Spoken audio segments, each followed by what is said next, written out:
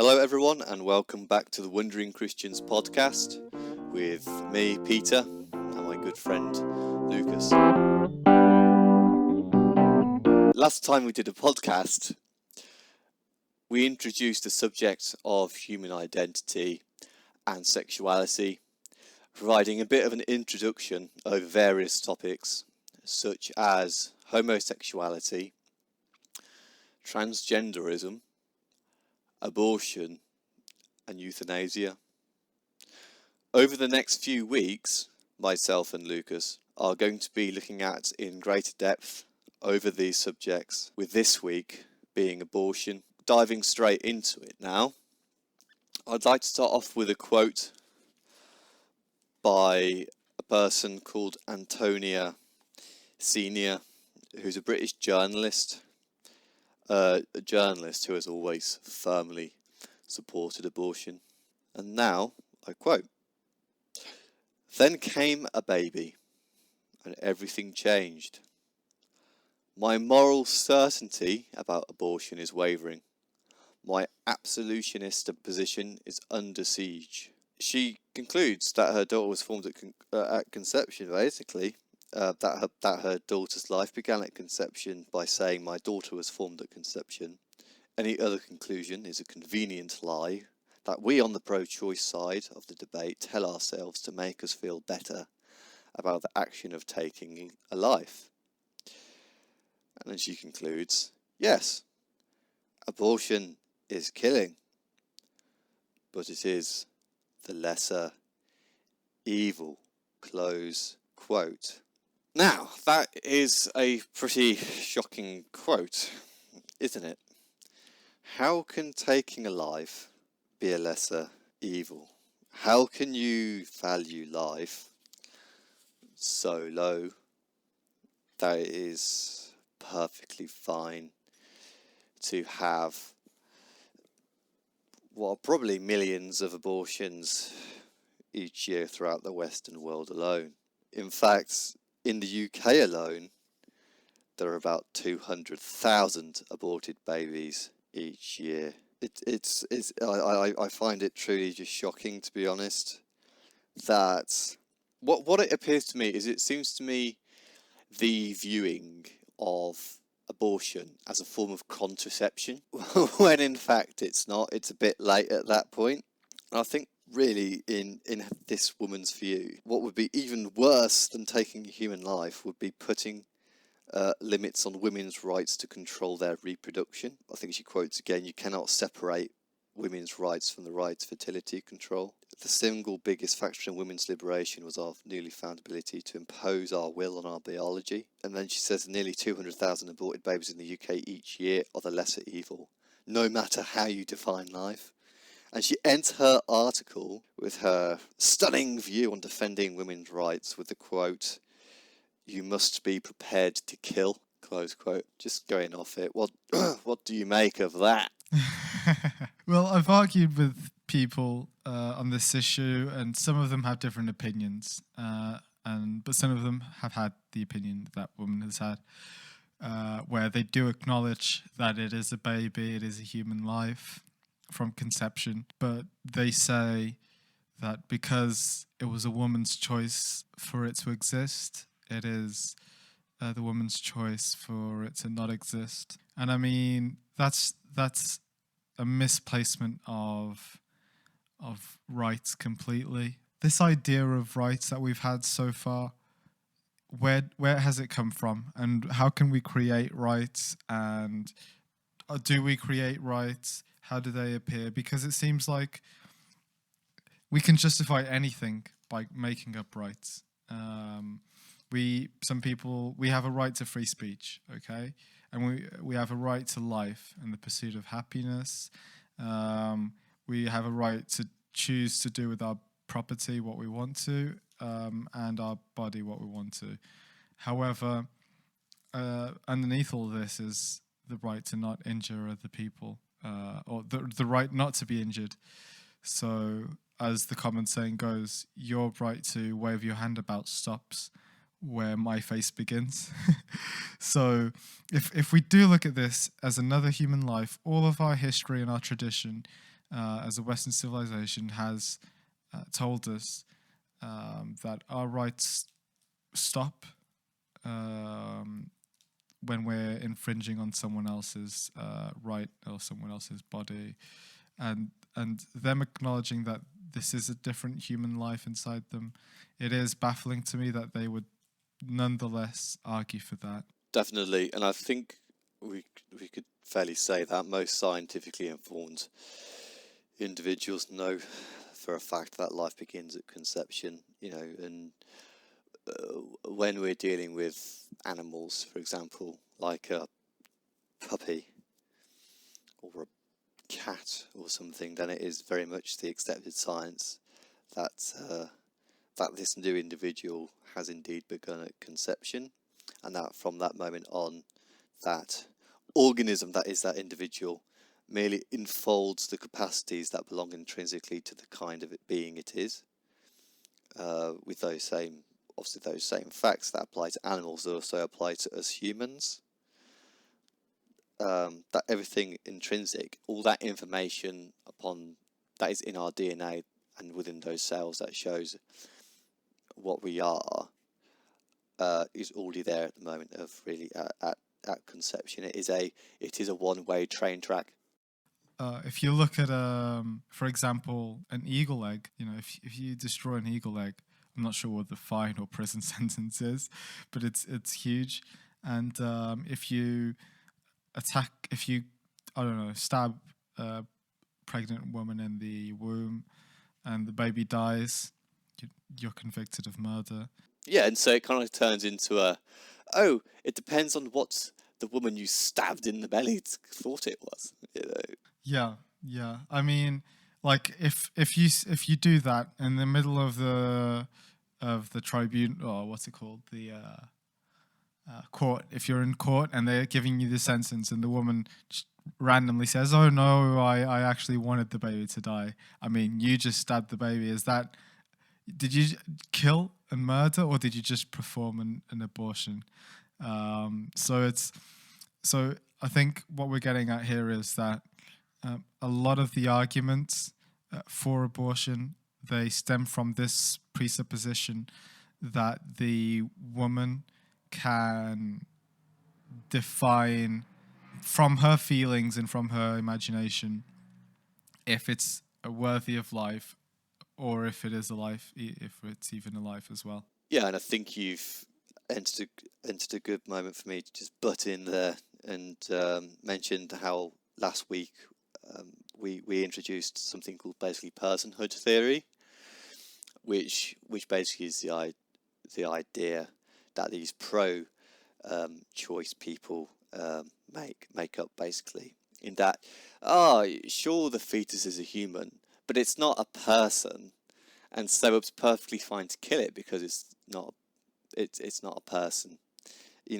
and as if it's not like we see these external forces from outside the womb entering the woman's body, and this baby gradually becomes a person over time. No, it's a human and a person from the moment, and it grows and grows and grows. And it's like our growth as human beings continues even outside of the womb. It grows until we basically die. That change is always happening, and we've always got that capacity within us from the moment of fertilization. And it is quite astonishing how it's the pro-choice people who are the ones with the fanciful theories, and it is the pro-life with the scientific facts, really. Yeah, I don't know how the location of the baby defines personhood or worth or anything, because being inside the womb 1 second and the next second being outside the womb, I mean, how does that geographical location change the personhood, the worth, the right of that baby? It doesn't in reality, and it's sad that one thing that we have to touch on is how this isn't just a random debate on something. This actually has implications for the people engaging in it, mental implications, because they're clouding their own conscience and their own thoughts. And it's rare the woman that after having a child wishes that they had aborted their baby. And after having clouded their thoughts and made these decisions to commit murder, I mean, the mental implications, the implications on society, and how it degrades those people, it's amazing, and it's very bad. And it's like if your mother, if you manage to convince a mother to kill her own children, and some of them do it gladly and brag about it, then what can you can do? You can make them do anything. You can convince them to do anything. So it's just a very bad slippery slope to go down.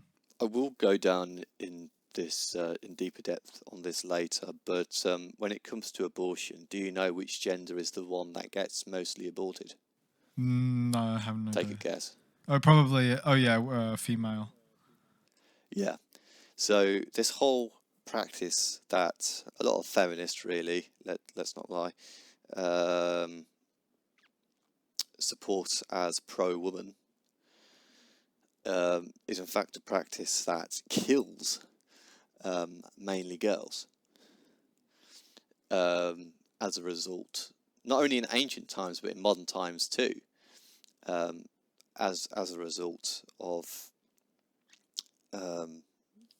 this view of inferiority of female life in some ways. But as I said, I'll go into this later. I'd also like to point out on the point of really how much this has afflicted people in the church as well, because we even do have some pastors being pro-choice as well. There's, for example, a pastor called Joseph Fletcher, who basically states how an unborn child is basically a sub-person and therefore fails to attain the qualifications for the right to life.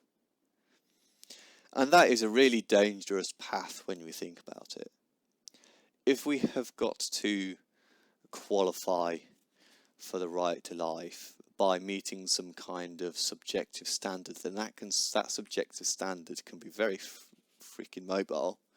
You know, first it'll be children, unborn children, who might have Down syndrome when they're born, and then it might go to children who might have clubfoot, which is easily correctable, but hey, screw it, let's abort them anyway. And then it can be, even if the child is born alive, then they can be left out to die. And then it can be, if it's a child under the age of consent and they're disabled in some way, then they can be freaking killed as well. You know, because they don't meet this kind of like qualification of right to life, and it can be so called taken away from them. And this is where we really enter Nazism. Well, with what the way the philosophies of which the Nazis viewed the medical profession. We should probably think really where this personhood theory came from, and really it is a form of dualism, isn't it? It's the idea. It's the idea of the mind and the body. It's that kind of dualism, and that kind of dualism really came from ancient times. It was Plato who said that the soul in the body is like the driver of a chariot trying to steer an unruly horse. And it was really this splitting of the mind and body that led to Gnostic philosophies and Gnosticism, because the Gnostics used to detest the material things. They used to detest the body as well in many ways. And they used to look forward to death, that they may be free from this bile, that is called, the body. However, in more modern times, it was actually promoted by a French philosopher who I believe Surprise. who I believe who I believe was called Reine Descartes. He was a gentleman who was alive in the 17th century, and he tried to use a two-story metaphor, kind of like place the body on the lower inferior level, conceiving it as kind of like a machine, or as Plato kind of said, like a unruly chariot, kind of robot or a wind-up toy. And then in the upper story, we had kind of like the human mind, which is where we thought and we perceived, and our consciousness lay, and our emotion lay, and our will lay as well. And in fact, it's actually quoted as saying that the mind is a, quote, rational soul united to this machine, close quote. Which, believe it or not, this man was a Roman Catholic as well, this Frenchman. And what he was actually trying to do, of course, it was the 17th century and it was the times of the so-called Enlightenment and so on. And what he was trying to do, he was trying to compromise some idea of faith with that of what was said to be the science of the day, or the dominating philosophies of that day. And what it really did is it appeared to compromise or a reconciliation between the church and the scientists, which is perhaps really where this atheist idea of some continuous conflict between religion and science came from, that atheists like to throw about these days as well. I think I've covered fairly well the origins of this philosophy of dualism, this idea of having a mind separate from the body as opposed to being part of the body. So I think it's really important to look at, in this case, what then does qualify as a person. Most people who are pro-choice will say that if that person is healthy enough, or whether that person is mentally stable enough, or something along those kind of lines. The problem is that scale to qualify is totally subjective. And so you'll have some people arguing that, oh, it's okay to kill a fetus if it's 5 weeks old. And then you'll have some who say, oh no, but it's okay to kill a fetus if it's 10 years old. And then you'll have some that say, oh no, it's okay to kill a fetus if it's just been a baby, if it's just been born. You even get some who take it to the extreme and say, no, we should just kill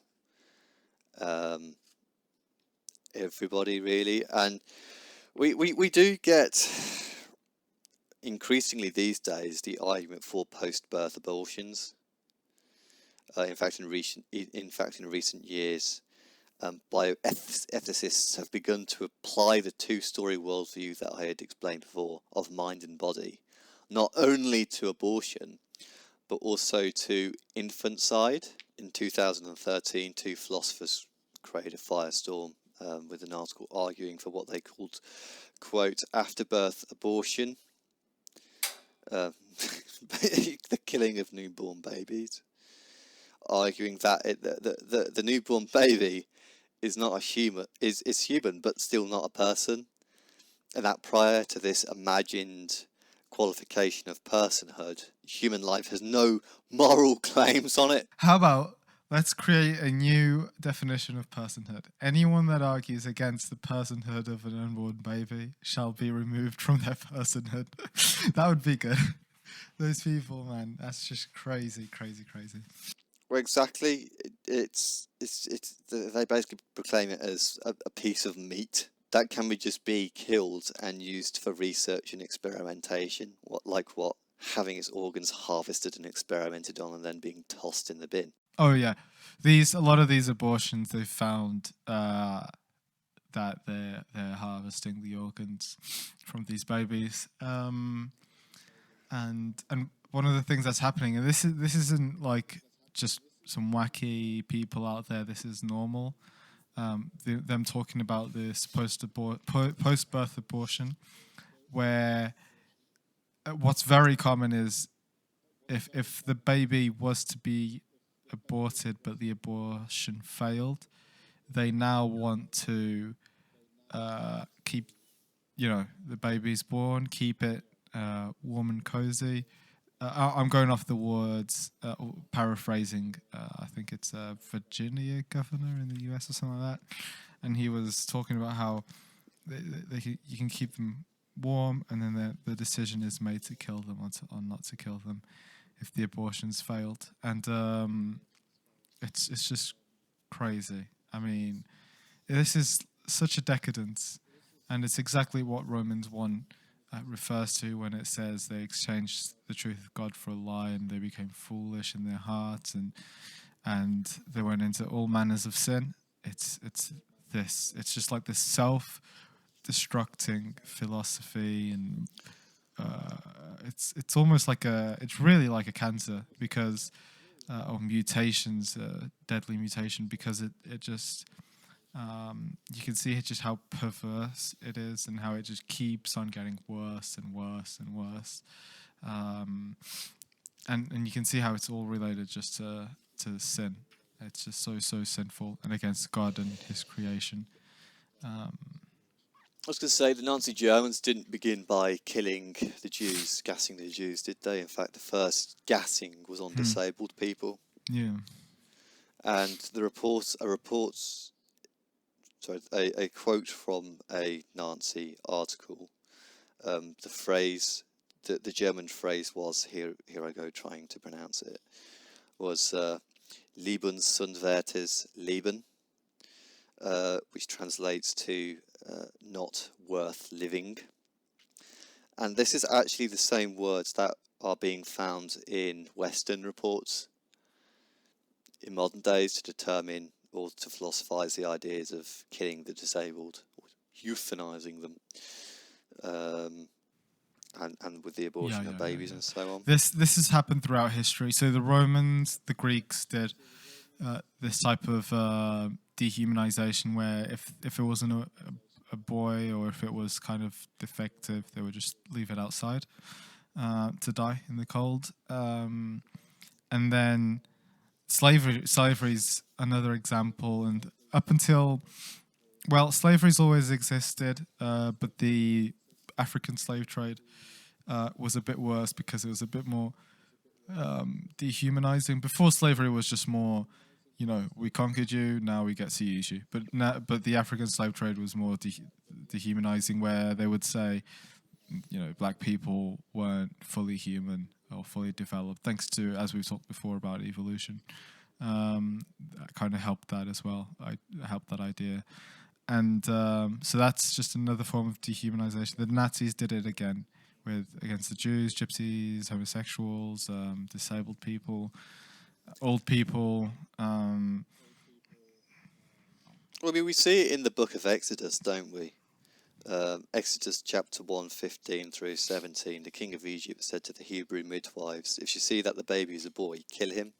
But if it is a girl, let her live. I guess in that case it was more utilitarian as well. Because he just didn't want the Jews to have some kind of army or in the future. And then again we have when Jesus was born as well, with the order to kill the newborns as there was actually a case, speaking of infanticide again real quick, and leaving babies out to die. I think there was a case where two policemen walked into basically an abortion clinic, and they walked into a room, and they were deeply distressed because all they saw were freaking babies just laying out alone to basically starve to death,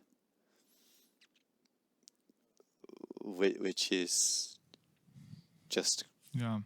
I heard a story a couple years ago, I think, of this teenage girl in a US high school that was pregnant during prom, and she gave birth. She gave birth in. I think this is the story that she gave birth in the bathrooms by herself or something, and then I think that she strangled her baby and left it there or flushed it down, something like that, and it was just crazy. It was someone it went to the news everywhere, and everyone was super super shocked. And now we're starting to live in a time where that's starting to be recommended.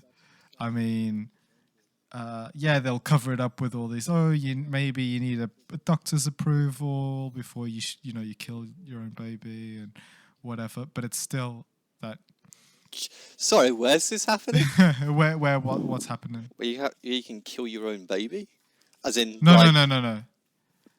It's not happening yet, but they're talking about it. Oh, jeez.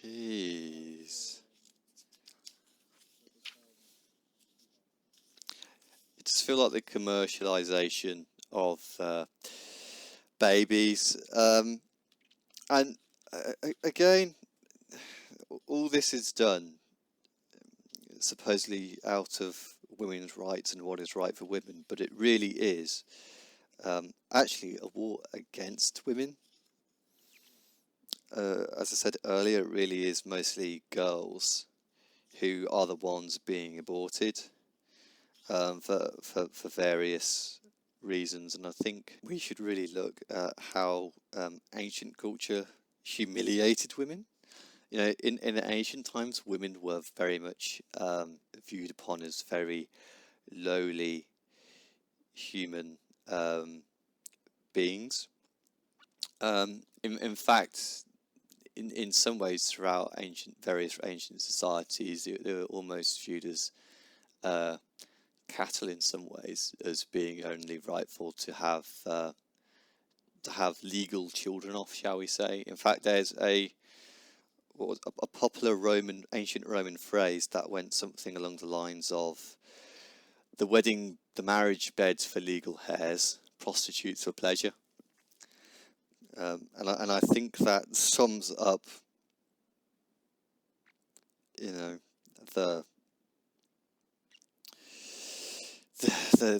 view of women. And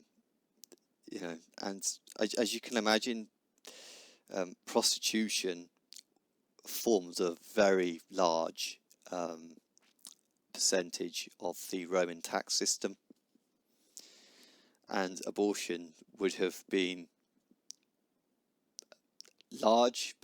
would have been mainstream back then, because can you imagine how many illegitimate children there would have been, or non-legal children, and there's actually a letter of a Roman soldier writing back to his pregnant wife at home, and the letter literally says, if the baby's a girl, kill it. As I said, in the ancient Greek and Roman cultures, it was widely accepted that husbands would have sex with mistresses, concubines, slaves, and prostitutes. Oh, sorry, I'm just looking at it now, and the quote wasn't. It was an ancient Athenian saying, which said, "Wives are for legal heirs and prostitutes are for pleasure." So it's an ancient Greek saying. But you got to remember as well. Think about, you had temple prostitutes. Just thinking back as well, and you had various fertility gods that promoted sex and so on. In fact, the Roman gods promoted adultery and rape. Have you ever read Homer's Iliad? So Hera, the wife of Zeus, decks herself out to seduce him away from the Trojan battlefield. In fact, she's so successful that, to compliment her, Zeus runs through a list of other women, goddesses and nymphs he has bedded. He ignores the men he has bedded, insisting that none of them attracted him as much as she does at that moment. How absolutely charming. And I think, and this is the kind of stuff that the ancient church fathers put up against, and the ancient church fathers were writing sermons urging husbands not to have sex with slaves or prostitutes or extramarital affairs at all.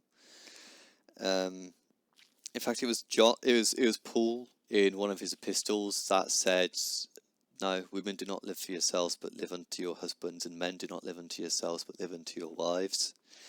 And during the early church, people struggled to comprehend what he was actually saying and whether he was joking or not, because it is such a serious statement to say, no, you will stick unto your wives alone. And in fact, various ancient historians say you can always tell when a society was Christianized on how the sexual ethics changed for the better. But as you were saying earlier, one of the ways that Romans would perform abortions was once the baby was born, they'd leave it out on the doorstep to die. And what would happen actually in the early church is you would have Christians walking the streets at night and picking up these babies and adopting them essentially within the church. And we're actually seeing the same kind of thing happen today in South Korea and in the United States and America nowadays. You are beginning to find baby deposit boxes. And if the mother has the child but she doesn't want the child, then she will take it to basically this hole in the wall, which with like a blanket on the bottom of it, and she'll place the child on it and close up the wall, and then like a little bell will ring from the inside, and the Christian will come, and they'll either adopt the baby or take it to a place where it can be adopted. And so I think it's good to know, really, women were incredibly attracted to Christianity because of the revolutionary ways upon which it did treat women. In fact, because of Christianity's opposition to abortion, women liked it quite a lot, whereas modern critics try to portray our hostility to abortion as hostile to women's rights. But as we said, if you go to China even today, during times of the one-child policy and so on as well, there were loads of abortions and the majority of them were women, because it was this idea that the woman couldn't carry on the family's name, and two, the woman was just not going to be as physically capable as a male child, which is crazy to think that to allow for abortions in that manner is supportive of women's rights. Yeah, and there's no doubt in our minds that the only way you can have a sure foundation against abortion, a sure philosophical foundation against abortion, and practical one as well, is through the Christian worldview. Because even just conservatives that believe that abortion is wrong because of human rights, etc., and they know that the right to life is the highest right, yet you only find that right within the Christian worldview. If you don't have an objective reference for human rights, your rights are no better than your idea of rights is no better than someone else's idea of rights. And you say human right is the most important, and another person says reproductive rights or choice or whatever is the most important. And there's no way to get to the right answer. There has to be an objective reference, and you can only find that in God. I mean, actually, if you look at history as well, it was about by the 5th century, Christian leaders finally began to wield enough power and political influence to pass laws against sexual slavery. The church fathers actually called it coerced sin. For how could the church preach against sexual sin when many women, also and men, had no choice? Because if in the ancient world, if a slave resisted the sexual advances of her or his master, that slave would likely be put to death. I think we should look at, before we draw to a conclusion, we should look at actually some ways to change these things, these views on abortion. And we've just very briefly looked at these baby boxes, where mothers can put their unwanted babies rather than having them killed. I mean, this isn't the optimal solution. The ideal solution would be that women wouldn't abandon their children anyways, and if they did have too many hardships, too little money to sustain it, there would be, charity for them. That would be the optimal thing, I think. I think if we could have enough charity for these women that can't sustain their families, that would be the best thing, because we never want to separate a child from her mother anyway. However, it's better to separate them and the child carry on living than just killing the child. I think that's true. And I think the views of womanhood and family, and even fatherhood for that matter, have to change as well. I think modern women pay a price, really. Um, I think women spend probably the main part of their lives during the time when they're most fertile, pursuing career paths, and basically to achieve higher levels of education and professionalism, women are required to suppress their fertility with birth control to quite literally neuter themselves with toxic chemicals during their peak childbearing years. In fact, the World Health Organization classifies hormonal contraceptives as a class 1 carcinogenic. That is a substance known to cause cancer in humans. And so essentially what I'm saying is not that women can't pursue careers, but what I'm saying is that much more focus should be on the family, and that's including from the father as well. As well as this, we also have the casual sex cult going around, and so what modern feminists say is to avoid being derailed from your educational career path, you should be urged to meet your sexual needs through casual affairs without emotional commitment.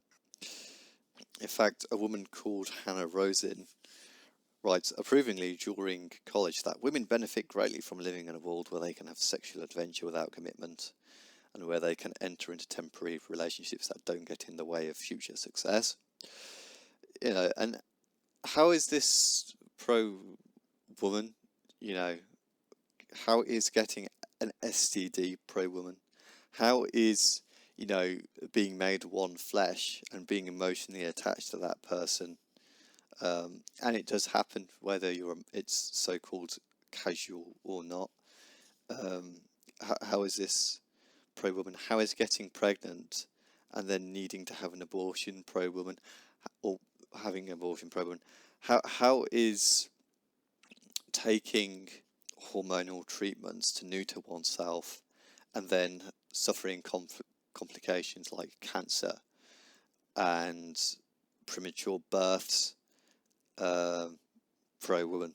And this whole what the Bible teaches, I believe, is a psychophysical unity of both the mind and the body, of the soul and the body, and that really needs to be taken seriously, the idea that the body is indeed a temple, and what it also means of that the mind, that the body is a temple as well. But I think women and modern feminism have rejected something. They have rejected what is incredibly unique and special about them, and that is that of the family and that of the motherhood. I think men have failed as well in this area as well, by essentially not standing up for women's rights and just shutting up, essentially. Yeah, I think I was debating. I was not debating. I was just talking to this person once, and he or she, well, it was a she. She was saying that if men had to carry the baby and be pregnant and all those things, they too would try to fight for rights to abortion. However, what she misses is like being pregnant is supposed to be a blessing. And the way some people refer to their child as mutations or some I don't know what they call it, but it's just like bad organisms inside them, whatever, and diseases and virus. I've heard women call their babies that. Well, not their babies, just because when they actually do have a baby and they are pregnant, they a lot of the time they abandon these ideas that they had. Yet, pregnancy is supposed to be a blessing, and they're losing out on that. And men are supposed to be standing up for them against this anti-human agenda, Nazi agenda that exists in the world today. But we're failing. Men are failing as well. But the main people that are being attacked by this is women. Their mental health, the children that are dying, and I think it's also sad how modern feminism has left out the father in the decision process, because it's all about the women choosing what to do with their supposed body, which isn't their body, it's a different human life. Men are being left out, and their sons are being killed against their will a lot of the time, which is just horrible. I think, yeah, I think it's horrible that men, especially, I think, I'm not sure about what it's like in this country, but in the United States, the Supreme Court ruled that men have no legal right over the life of their child, and it's only up to the woman who can choose to have an abortion or not, which is crazy, if you ask me. Yeah, I mean, some people view that as a victory for women. It's the opposite, and the fact that people have been convinced that good things are bad and bad things are good. It's Do you know what the horrendous. number one cause of death in African Americans is today? Abortion, I think. Yeah. Yep. Yeah, it's what is it? I think 60% of African American kids, in the US, are born out of wedlock. So with only or like a single, not wedlock, and just having a single parent, a single mother. And then abortion is just huge, huge. I mean, the creator of Planned Parenthood, she had the objective of eliminating the most African Americans as she could. And if you go and see where the Planned Parenthood, which is the main company that kills babies in America, a lot of them are in black neighborhoods with a lot of black people. So it's evil all the way back. Yeah, and pro-life people are often told to shut up by pro-choice people. In fact, the author of this book that I am occasionally quoting from, Nancy Pearcey, was written to once and by a pro-choicer, and she said, "You pro-life people have no right to talk about abortion until you are willing to stand alongside pregnant women and give them support." Close quote. But actually, this has already been done for ever, pretty much now. In the United States, there are actually about twice as many pro-life pregnancy centres as abortion clinics, mostly operated by Christians. And so secular people who claim to care about women are missing in action when it comes to giving practical help to women facing a difficult pregnancy. Yeah, and there's I just read a statistic that 1.5 million American families wanting to adopt. I mean, you don't need to kill the child. There's a lot of opportunities, and I guess maybe some paperwork might be hard, but it's definitely worth it. And there are definitely families and churches that are willing to completely support you in having your child and making it worthwhile. And it's the best decision you will make. I mean, you can't go back on that decision. If you kill your baby, that's horrendous, and you can't go back on that. Yeah, you know, John Piper says that the gospel teaches us how to live, but it also rescues us when we fail to live the way we are supposed to live. Mm-hmm. You know, and that is such a good quote, and I think that really is the good news there. And I think we should try and end this on good news. Is that, you know, as Christians especially, that we are there for you, and that even if you have had an abortion, you're still welcome within the family of God, and that there are people there, that the church is there to help you And there are loads of pro-life pregnancy centres there that are there to help you and can support you if you decide to have the child. Yeah, the gospel and the blood of Jesus covers all sins, even the worst, and any sinner can have their sins forgiven, and that's a promise given by God if we put our faith in him. Hallelujah to that. So I think we end it there. Thank you everybody for listening. You can listen to us on Anchor, Spotify, Apple Podcasts, Breaker, Google Podcasts, and you can actually even watch us on YouTube, BitChute and Library. So please, if you've enjoyed this episode, be sure to subscribe if that option is available to you.